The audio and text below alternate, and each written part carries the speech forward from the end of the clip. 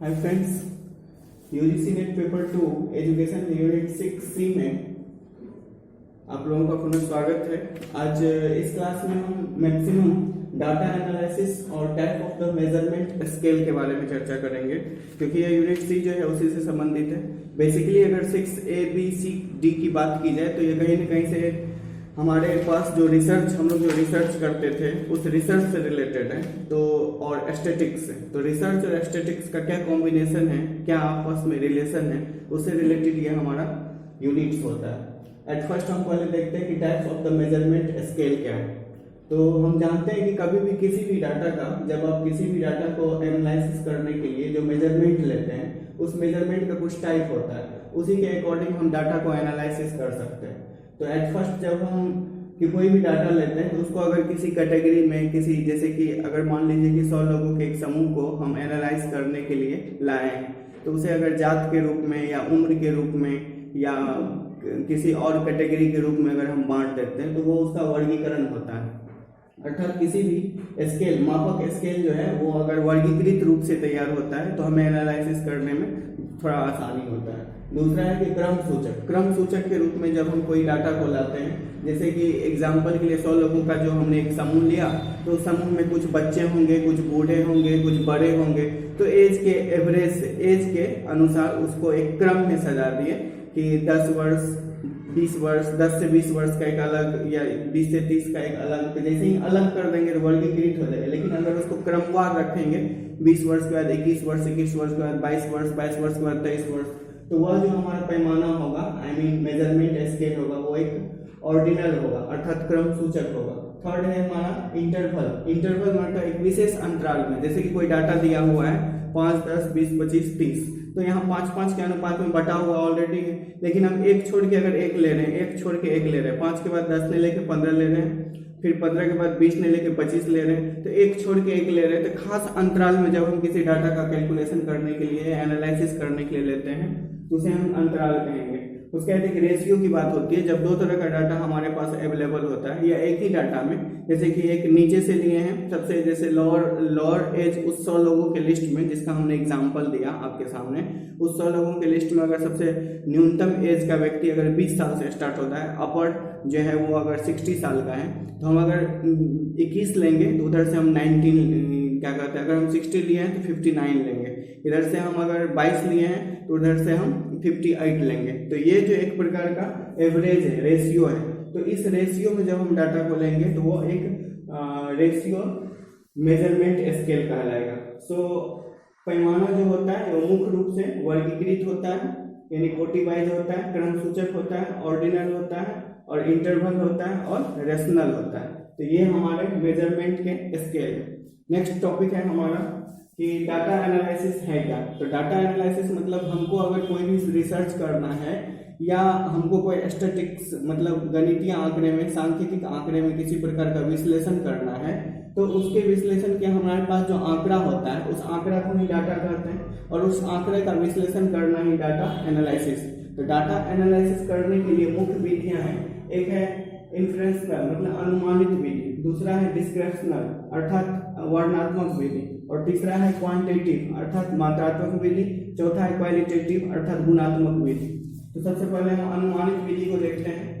अनुमानित विधि में क्या होता है कि एक रिप्रेजेंटेटिव टाइप का हमारा एक अनुमान होता है कि शायद ऐसा होगा, कोई भी डाटा को लेके एक अनुमान लगा सकते हैं हम। तो एट फर्स्ट एक अनुमानित विधि के अंतर्गत जो एक मॉडल्स होता है हमारे पास, उस मॉडल के अकॉर्डिंग या हमारे में जो पहले से उसके अकॉर्डिंग कुछ नॉलेज या थॉट्स होते हैं उसके अकॉर्डिंग एक अनुमान के बेस पे जब हम किसी डाटा का एनालाइज करते हैं तो वो एक अनुमानित डाटा एनालिसिस कहलाता है। नेक्स्ट इसके भी दो पार्ट होते हैं, एक होते हैं इंफॉर्मेटिव डाटा और एक होते हैं डिजिटल डाटा। जब आपको कोई संख्यात्मक रूप में कोई डाटा प्राप्त होता है तो वो डिजिटल डाटा हो जाता है, जो अनुमान से आपने प्राप्त किया था, क्योंकि डाटा को डिजिट के रूप में भी आप अनुमान के रूप में ले सकते हैं। और इंफॉर्मेशन, जो कोई इंफॉर्मेशन है बैक में कोई दी गई इंफॉर्मेशन के अकॉर्डिंग जब हम डाटा का एनालाइज करेंगे तो वो इंफॉर्मेटिव डाटा एनालिसिस कहलाएगा। तो informative data analysis and digital data analysis is called inferential data analysis अर्थात अनुमानित डाटा एनालिसिस है।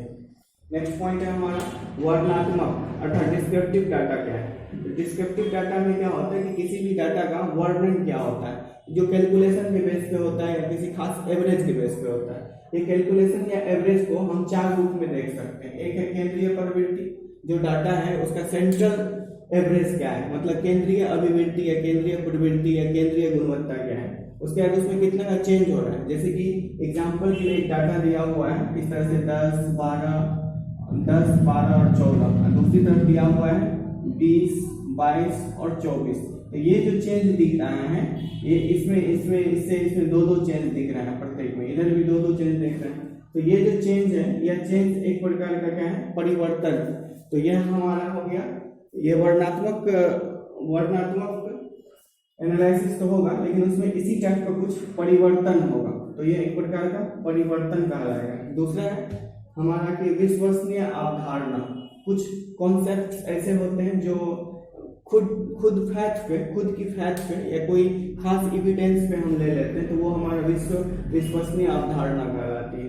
और इसी का एक पार्ट है वर्णनात्मक डाटा एनालिसिस का एक रेखा चित्र। जब हम लोग रेखा चित्र के द्वारा किसी को दर्शाते हैं, रेखा चित्र में जैसे कि अगर सेम टाइप का डाटा आ गया, सपोज दैट किसी दो व्यक्ति हैं, दोनों व्यक्ति की उम्र को अगर हम दर्शाना है, तो एक अगर 20 वर्ष की है, दूसरा अगर 40 वर्ष का है, तो इसके लिए अगर हम 20 वर्ष को यहाँ अगर 10 और यहाँ 20 लेते हैं, तो 40 को भी अगर हम यहाँ पे 10, 20, 30, 40 लेते हैं, सपोज दैट यह हमारा 40 का आंकड़ा है, तो ये जो रेखाओं द्वारा जब हम उम्र को दर्शा रहे हैं, तो ये रेखा चित्र कहलाएगा। ये भी एक प्रकार का वर्णनात्मक एनालिसिस के अंतर्गत ही है। वैसे इसके और भी प्रकार हैं जो और प्रकारों में भी आ सकते हैं, देखते हैं आगे। नेक्स्ट है हमारा मात्रात्मक एनालिसिस। ये क्वांटिटिव डाटा एनालिसिस जो होता है, ये मुख्य रूप से 3 प्रकार का होता है। एक नेगेटिव और एक जीरो, जिसको हम कांस्टेंट भी बोल सकते हैं, और एक पॉजिटिव होता है।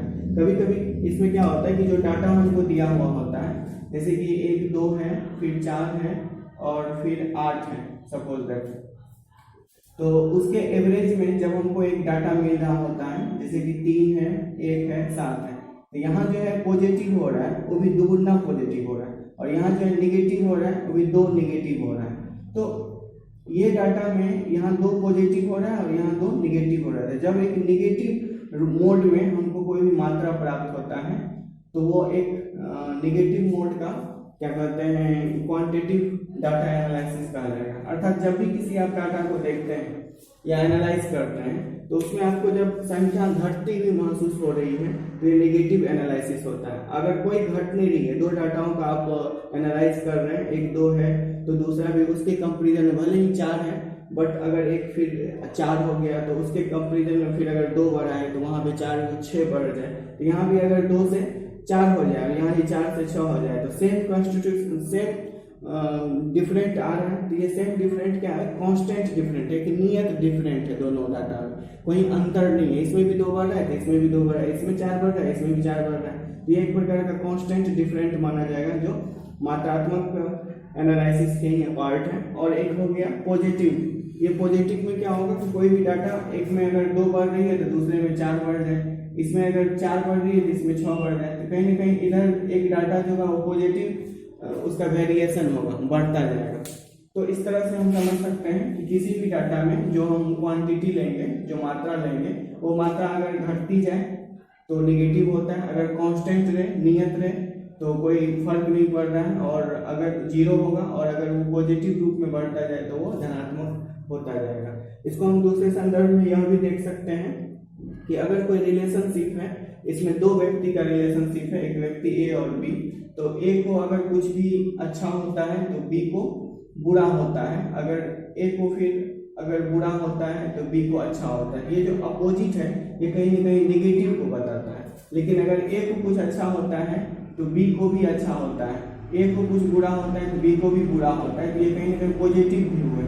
और अगर इस ए को कुछ हो जाए या बी को कुछ हो जाए, किसी को कोई फर्क नहीं पड़ता कि एक कांस्टेंट वैल्यू हो जाए, तो ये इस रूप में भी आप समझ सकते हैं। तो ये कहीं ना कहीं आपका जो वेरिएशन है, ये वेरिएशन अगर बढ़ता रहेगा तो पॉजिटिव होगा, घटता रहेगा तो नेगेटिव होगा, कांस्टेंट रहेगा तो जीरो होगा।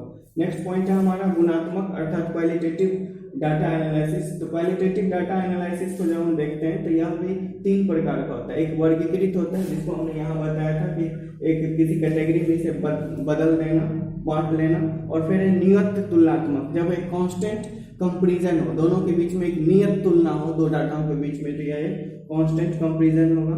और यह ट्रायंगुलर कंपैरिजन। तो ट्रायंगुलर कंपैरिजन में क्या होता है कि 2 या 2 से अधिक डाटाओं को लेकर तब हम अध्ययन करते हैं, तो वो एक ट्रायंगुलर, यानी कि 2 से अधिक डाटा सेम टॉपिक पे लिया जाए और उसका जब रिसर्च किया जाए, उसका जब एनालाइज किया जाए, तो वो ट्रायंगुलर एनालिसिस कहलाएगा। तो ये triangular analysis and classification analysis and constant analysis is called qualitative analysis. इस क्वालिटेटिव गुणवत्ता में जब हम किसी की गुणवत्ता का एनालिसिस कर रहे होते हैं तो कहीं ना कहीं हम उसको एक दूसरे रूप में देखें, तो इसका दूसरा रूप हम लाइनर और नॉन लाइनर, अर्थात अगर कोई गुणवत्ता के हिसाब से कोई ए नाम का व्यक्ति है, कोई बी नाम का व्यक्ति है, तो ए में अगर उम्र बढ़ रहा है 10, 20, 30, ये उम्र बढ़ रहा है, और बी में भी उम्र बढ़ रहा है सेम, परंतु इसकी इंटेलेक्चुअल एवरेज जो है, इसका इंटेलेक्चुअल बुद्धि की जो मात्रा है वो ए के पैरेलल नहीं है। तो अगर ए का जिस रूप में ए का एज बढ़ रहा है उसी रूप में उसकी बुद्धि भी बढ़ रही है, तो यह इस तरह का ही ग्राफ तैयार करेगा। परंतु यहाँ जो है अगर ए की बुद्धि का अनुरूप नहीं होगा तो हो सकता है कभी बढ़ेगा, कभी घटेगा, और कभी कुछ भी हो सकता है। तो इस तरह से जो एक लाइनर रूप में जो ग्राफ तैयार होता है वो हमारी क्वालिटी का, अगर 2 व्यक्ति की गुणवत्ताओं की बात की जाए, क्योंकि ये क्वालिटेटिव एनालिसिस है, तो एक से दूसरे की गुणवत्ताओं का जब कंपैरिजन किया जाएगा और अगर इक्विवेलेंट होगा तो स्पेशली वो लाइनर थॉट्स के द्वारा समझा जाएगा। परंतु अगर इक्विवेलेंट नहीं होगा, वो कुछ बढ़ता घटता हुआ रहेगा, तो वो वक्र के रूप में होगा, वक्र रेखाओं के रूप में निर्देशित होगा। अर्थात हम 2 व्यक्तियों, 2 डाटा, 2 समूहों के बीच की गुणवत्ताओं का जब हम एक रेखीय रूप से वर्णन करेंगे तो लाइनर होगा, और वक्र रेखाओं द्वारा करेंगे तो नॉन लाइनर होगा। बट ये सारे क्वालिटेटिव एनालिसिस के ही एक पार्ट है। नेक्स्ट पॉइंट है हमारा कि सांख्यिकी तकनीकों का उपयोग और विवेचन क्या है। तो सांख्यिक स्टैटिस्टिकल जो टेक्निक्स हैं हमारे पास, उसका जब हम यूज की बात करते हैं, स्टैटिस्टिकल टेक्निक्स का यूज और उसकी विवेचना करते हैं, तो इसको मुख्य रूप से correlation, t test, z test और एनोवा और चाई स्क्वायर के रूप में हमारे सिलेबस में दिया हुआ है। काई वर्ग, तो इसको हम उसी रूप में पढ़ेंगे। ये काई वर्ग है, तो काई वर्ग को अब यहाँ से आके देखते हैं। तो इसके तकनीक को जैसे कोरिलेशन को बतलाया गया। कोरिलेशन मतलब दो ग्रुपों के बीच के संबंध को, या 2 चरों के बीच के संबंध को। तो जब हम किसी स्टैटिस्टिकल टेक्निक का उपयोग कर रहे होंगे तो हमको 2 ग्रुप होगा, या 2 समूह होगा, या 2 डाटा होगा, तो उस डाटा के गुणों में जो संबंध होगा, या 2 चरों के बीच जो संबंध होगा, 2 डाटा के बीच के जो संबंध है, उस संबंध को जब एक टैप से जोड़ेंगे, दोनों व्यक्तियों के बीच के संबंध जब इक्विवेलेंट हो, जैसे कि ए नाम का कोई डाटा है, ए नाम के किसी व्यक्ति का डाटा है, बी नाम के किसी व्यक्ति का डाटा है, ये अगर बिजनेस में अगर प्रॉफिट कमा रहा है, ये भी प्रॉफिट का है, ये अगर लॉस हो रहा है, ये भी लॉस हो रहा है, तो दोनों में कहीं ना कहीं कोरिलेशन है। इस रिलेशन को बतलाने के लिए जो डाटा एनालिसिस किया जाता है या कुछ टेक्निक्स का उपयोग किया जाता है, उसे हम स्टैटिस्टिकल टेक्निक्स के अंतर्गत कोरिलेशन बोलेंगे। नेक्स्ट टाइप है जैसे टी टेस्ट भी ये सांख्यिकी तकनीक का ही एक भाग है। टी टेस्ट के अंतर्गत जो होता है, यह सूत्र क्या लगाया जाएगा, x1 - x2 बाय हे रो इंटू डी। यहाँ पे डी जो है वो डिफरेंस को बताएगा, और x1 x2 एक डाटा, पहली डाटा और दूसरी डाटा के अंतर होगा, अर्थात पहली डाटा और दूसरी डाटा का अंतर और उसके हे और डी का गुणात्मक या अनुपातिक मान लिया जाएगा। इसका जो सैंपल साइज होता है वो मुख्य रूप से 0 से 30 के बीच होता है, अर्थात 30 या 30 से कम होता है, या 2 या 2 से अधिक माध्यमों के बीच के अंतर को स्पष्ट करने के लिए इस टेस्ट का उपयोग किया जाता है। भरवली आप सिर्फ ये देख लीजिए, क्योंकि अभी अधिकांशतः जो प्रश्न पूछे जाते हैं अधिकांशतः इसी ग्रुप से पूछे जाए, क्योंकि इससे ज्यादा नहीं पूछे जाएगा, इससे ज्यादा हमें नहीं पूछा जाएगा, इसलिए क्योंकि पहले जो होता था वो अधिकांशतः स्टैटिस्टिकल क्वेश्चन होता था, बट एट ए टाइम अब एस्थेटिकल क्वेश्चन बहुत कम होता है, रिसर्च से और मेथोडोलॉजी से ये सबसे ज्यादा प्रश्न होता है। तो अब हम देखते हैं जेड टेस्ट के बारे में। तो जेड टेस्ट का जो सैंपल है ये आपको याद रखना है कि ये 30 प्लस होता है और इसका 30 माइनस होता है। टी टेस्ट, जेड टेस्ट याद रखना, ये सारे आपको स्टैटिस्टिकल टेक्निक्स में आते हैं, ये आपके सिलेबस में है। और नेक्स्ट है हमारा एनोवा। एनोवा को एनालिसिस ऑफ द वेरिएंस बोला जाता है, या कहीं ना कहीं एनालिसिस ऑफ वेरिएंस इसका फुल फॉर्म होता है, या कहीं ना कहीं जो दो डाटाओं के बीच का जो डिफरेंट होता है, वेरिएंस होता है, उसको स्पष्ट करता है। यह एफ टेस्ट के नाम से भी इसे जाना जा सकता है, या दो से अधिक ग्रुप के माध्यमों के बीच के डिफरेंट को स्पष्ट करने के लिए इसका यूज किया जाता है। नेक्स्ट पॉइंट है हमारा काई स्क्वायर या काई वर्ड।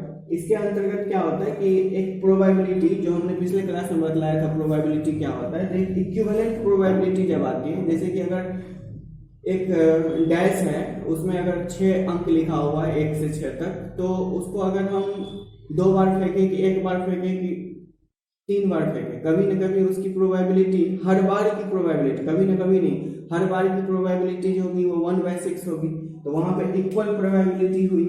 लेकिन कभी कभी होता है कि एक इक्वल प्रोबेबिलिटी दो डाटाओं के बीच आ जाता है, दो डाटा का एनालिसिस कर रहे होते हैं और उसमें इक्वल प्रोबेबिलिटी आ जाएगा। जैसे अगर किसी का आंसर 1/6 आ रहा है, अदर देन कोई दूसरा डाटा था बट उसका आंसर भी 1/6 आ रहा है, तो जब इक्वल प्रोबेबिलिटी आ जाए और नॉर्मल प्रोबेबिलिटी आ जाए, तो ऐसे हमारे हाइपोथेसिस जो होते हैं जिसमें कभी कभी इक्वल प्रोबेबिलिटी आ जाए या नॉर्मल प्रोबेबिलिटी आ जाए, तो उसको सॉल्व करने के लिए हमें यह सूत्र लगाना पड़ता है जिसको हम बोलते हैं काई स्क्वायर। इसमें x² = sigma into FO minus FE का होल स्क्वायर बाय FE, ये सूत्र आपको याद रखना है जो काई स्क्वायर से रिलेटेड होता है।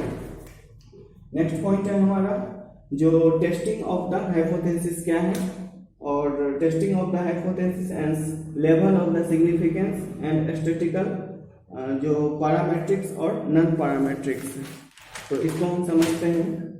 इसमें से किसी को हटा के हम समझते हैं इसको।